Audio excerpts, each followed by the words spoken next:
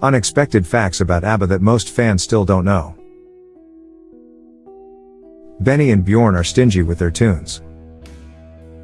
The songwriting duo went as far as to sue a British band called the KLF when they discovered they were poaching lyrics from Dancing Queen in 1987, but a couple of acts have managed to get their blessings to sample a song.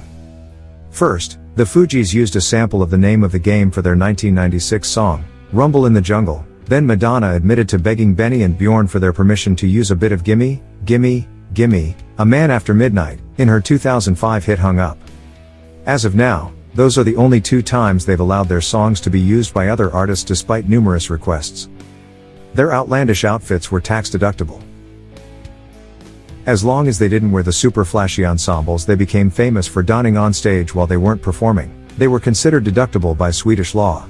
Clearly, this inspired the group to get as creative as they wanted, but Bjorn would later admit to things getting a bit carried away. "Nobody can have been as badly dressed on stage as we were," he explained in Abba, the official photo book. "In my honest opinion we looked like nuts in those years." Benny came up with their iconic logo. After finally deciding on the name Abba, an acronym of the first letters of each member's name, Benny flipped his B horizontally during a photo shoot and inspired their official logo, later given a proper design by Rune Söderqvist. They also had to get permission for rights from a popular Swedish fish canning company of the same name.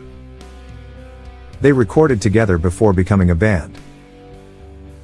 Both Benny and Bjorn had been successful in Sweden throughout the 1960s with 2 separate groups, Benny and the Hep Stars, known as the Swedish Beatles, and Bjorn with a folk group known as the Hootenanny Singers.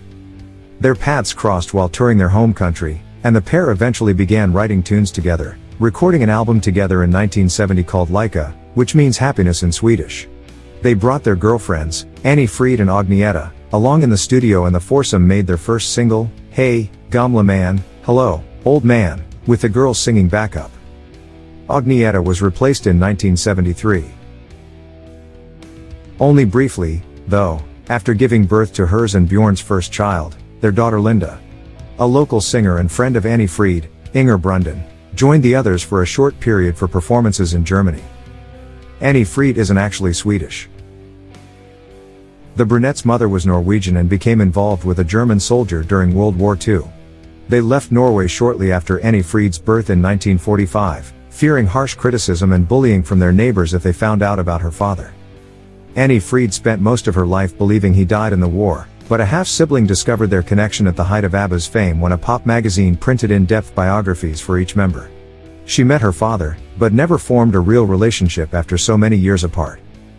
Their video director has been nominated for Academy Awards.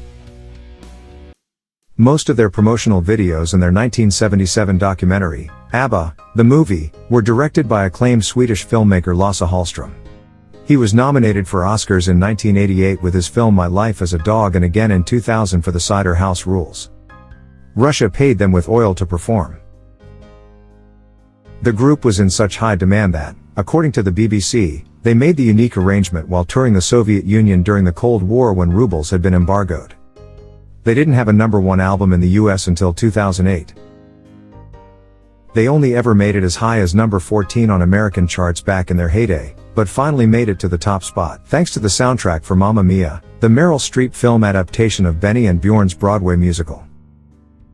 The band is shown with the film's cast above, reuniting all 4 members for the first time in 22 years since they went their separate ways. Annie Fried and Agnieszka weren't at each other's throats. Ever since the band began, rumors have persisted that the ladies never really got along.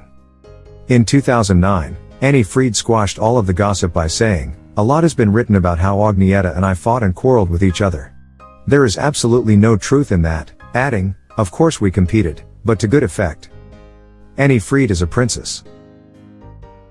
After she and Benny split up in 1981, Annie Fried began a relationship with Heinrich Russo, Prince Rus of Plauen, in 1986 and the two were married in 1992, making her a princess, until his unexpected death in 1999.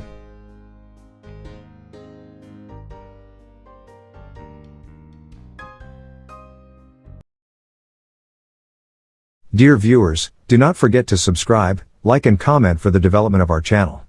Stay with love.